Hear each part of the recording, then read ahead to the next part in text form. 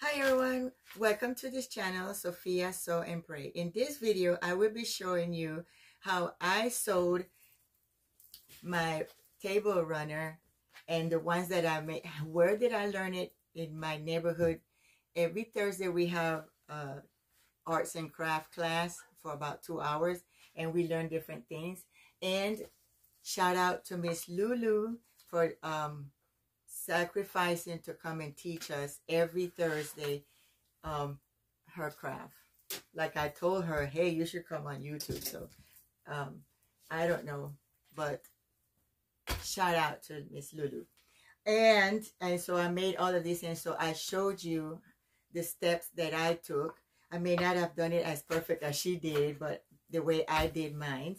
And so I will be sharing that in this video, and also I will be sharing my makes and my mistakes from my knit sweater dress, turtleneck long sleeve sweater dress. So you will be seeing me modeling it. You'll be seeing me experimenting on it to fix it. So all of this is going to be in this video, and I thank you so much for watching. I also, because that's not going to be part of the video, because my last video I did tell you that I had to finish my doggies winter outfit. So there it is, finished. And also my daughter's pit bull outfit is all ready.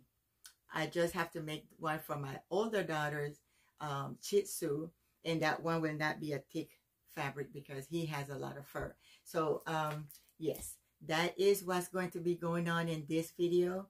Thank you so much for watching, and enjoy the video, and don't forget to subscribe, like, and share. Hi friends, today we're going to be making a table runner. So for this table runner, what we will be needing is 18 wide of any cotton fabric that you would like, and 42 length. That is for the largest piece you're going to need. And then for the middle piece, you will need 9 inches wide, 42 inches long as well. Okay? Then you will need a fusible batten. And what we're going to do, before we did all this, you have to iron your fabric. Then we're going to iron the fusible batten that is going to be 35 inches long and 18 inches wide. Okay? And we're going to iron that on. We are going to pin this edge right here. All right. We will be pinning right side together. Remember, right side is up, right side is down. So both right side are going to be together, pinned. And we're going to stitch it after we're done pinning it. You can pin it, you can stitch 1/4 inch, or whichever you prefer. So once we're done pinning straight down here, so what I do is that I pin this section here, all of it, and then to save time, I also pin this the same and sew it all together. So you're going to, you could do one at a time if you want to, or you could pin it up all. I pin it all up. So I'll pin all this up here, and then I'll come and I'll pin all this right here, and then I will sew it together. All right, so now we have the seams ironed, flattened, and we are going to turn this inside out, to the right side now. I should say that. Why am I rough? Because we're going to iron it again. All right. See all that wrinkle? That's because of, I guess, the fusible. I should have just used the other, but I was just testing out the fusible because I like fusible. So see how it's here. Now, what we're going to do, let's put this a little bit here.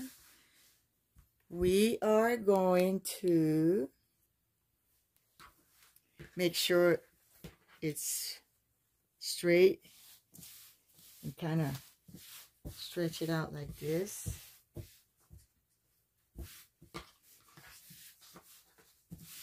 And iron it again. In my case, getting out all these kind of little wrinkles. Don't worry about any salvage like this. You can fix that afterwards. I think I left kind of like stitching salvage, what you call that? And allowance, that's the word I'm looking for. And I did too much, so that's probably why it's there. But after all, you'll see. So right now, what we're going to do is go iron this, okay? Remember, if you're going to use fusible, what you call that stuff? One second. I mean, these words be leaving me like I don't understand. You can use fusible interfacing or fusible batten. This is what I use, fusible batten. Remember, when you're going to iron the fusible batten, the side that is kind of shiny or feel rough, that's the side that has to go on the fabric. And then you iron the other side that does not have that rough stuff, because that's where the fusible is. And you don't want to iron it that way, because then you will iron the fusible on your iron and not on the fabric. Okay, so I'll be back after I finish ironing, and that fusible is leaving residues. So now that it's all pressed, we are going to turn it this way. See, this folded in half, making sure that this side is on the outside. And then we're going to pin. We will pin here all across. Okay, we're going to pin across. Then we're going to stitch. This right here I will be cutting because, you know, like I told you, I left for salvage, for seam allowance. So we pin all this here straight across, and then we're going to stitch. Same way on the other side, down on the other side. We will pin. And then we are going to stitch. In my case, I'm going to stitch a 1/2 inch because I had left so much. Okay, but for your sake and for me, for my next one, make sure you cut the length 42 and 1/2. I would do 43. Okay, cut 43 and then across, like the largest one, cut 43 length, both of them 43 length, and wide the largest one is going to be 19. That way you have a 1/2 inch to stitch.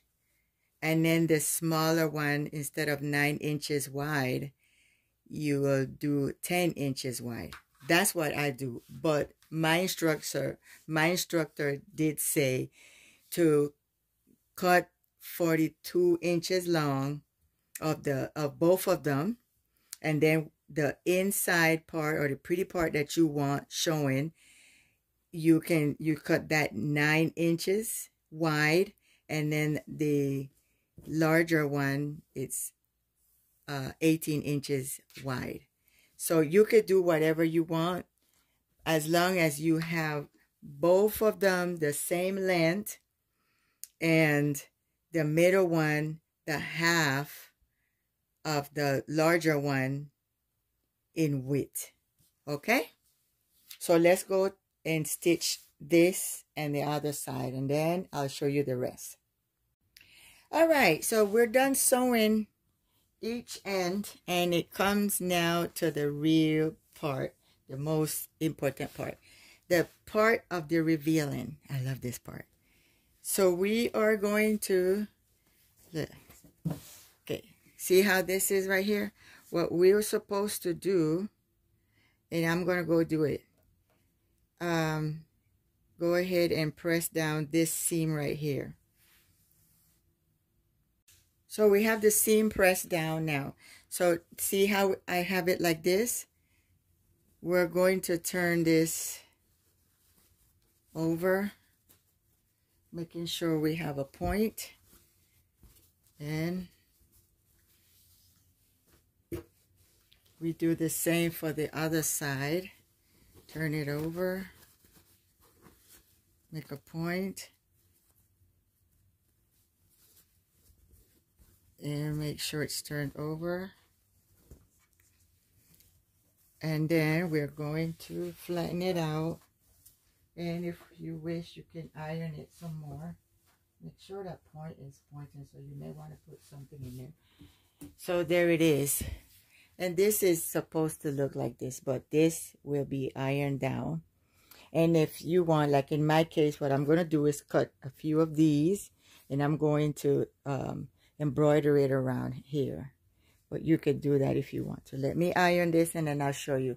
And this is the tablecloth. This is the table runner. As you can see, this right here I have to press again because of the fusible batten, which I will not use again. I will just use the unfusible one. But so this is what it's supposed to look like. So here it is. And then we turn it around, and this is how it should look. And if I get a chance to finish up, so I can put my decoration there, then I'll show it to you. But it's going to be embroidery on, or glued on, iron on, one of them. But yeah, this is it's less than an hour. I'm gonna tell you, because I cut everything the night before. That's how I do my stitchings, my makes. I cut at night, and then I sew in the morning. So to sew this, it just took like an hour or less, but it's just because I'm recording. So, but it's an hour thing. It's not like a 2-3 hours, and it's very nice for a Christmas gift or Thanksgiving gift. I have the Thanksgiving one, as you saw, or as you will see. So that's it. Thank you so much for watching. Stay tuned for my next make. It's holiday time. It's holiday. I have that holiday. I feel it already. Here is a trick. In order for me to keep this thread fabric from stretching and sewing all messed up, because I needed to use the serger again, because I had to cut like 2 inches off each side because it was still big, because the more I cut, it seemed like it was still stretching. So in order for me to stop it from stretching, when I sewed it, I used a very small piece of bow on each side and sewed it, because for some reason when I was sewing it, the sewing thread was acting as the fabric, because this fabric feels like it's a whole bunch of thread crocheted together. So I'm using ribbon on top of it, and it's doing wonders. It's sewing very straight now, and it's not stretching with the fabric. if you know what I mean. See right there, I had to cut all of that off. I had already serged the whole thing because that's what I used to sew it, but it just, I had to cut like 2 inches off each side, and then I had to go ahead and cut another inch off each side. So with this right now, I'm hoping that it'll work, and I'll let you know if it does after this. But I just wanted to show you that I'm using this. This is something that I thought about. I don't know if this really does exist, but I do. I thought about that, and bam, I feel it's working. So let's see. Well, the result for using this bow, cutting all this off to make sure I didn't have to repeat this, look what it did. It did it. It worked, and it fit me wonderful. I'll show you. Here's the sweater dress.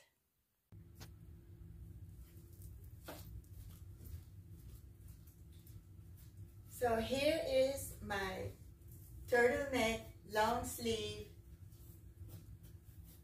knit dress or sweater dress. I think it came out fantastic considering the trouble that it gave me. I do think I did something with the fabric that I've got. I still have like to make another one of these. That's how much fabric I had of this. Seems like it's thread knit. I have not gone through my catalog yet, so this week I will be doing that, with fixing my catalog, so I'll know exactly what this fabric is. But overall, I do like it. I had 2 pockets here, and I had to take it off because it just was not working. It was just not working. But as I explained in the video how I made it to work, this is the result of it, and I think I did very well. I did not use a pattern. All I did was use another sweater and cut it from that pattern. I'm not sure if that could have been the problem, but I fixed it. So this is it right here, and this is how I would wear it with these boots right here. These boots, I had it in the closet brand new. I didn't even remember I had them, so they're going to be worn this year with this. I can wear it up or down. I can even wear it with my Timberland. I tried to do that, but my Timberland are like a light, like a dirty white, and I needed something very white or gray. So thank you so much for watching my videos. Please don't forget to subscribe, like, and share. And don't forget that Jesus loves you, and so do I. And the scriptures for today is, the Lord is my shepherd, I shall not want. He maketh me to lie down in green pastures. He restoreth my soul. Yea, though I walk through the valley of the shadow of death, I will fear no evil, for thou art with me. Thy rod and thy staff, they comfort me.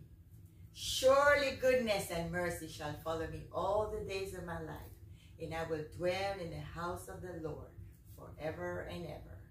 Amen. That's Psalms 23. And I might have skipped somewhere around there, but that's Psalms 23. And it's a good Psalms to pray. So have a great weekend and a great week to come. Jesus loves you again, and so do I.